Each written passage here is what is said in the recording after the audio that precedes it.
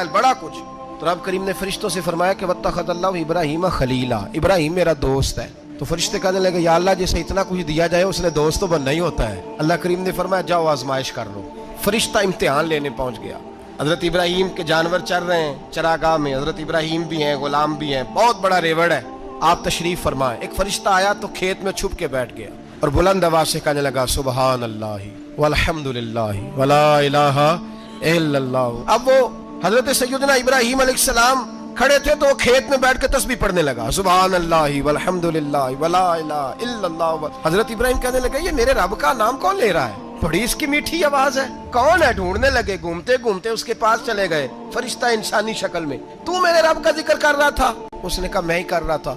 फरमाने लगे यार एक दफा फिर नहीं करता? तो कहने लगा इब्राहिम पहले तो मैं अपनी मर्जी से कर रहा था, तू कहता है तो पैसे लगेंगे, पैसे हैं तो कर देता हूँ। हजरत इब्राहिम कहने लगे बोल तू क्या लेगा?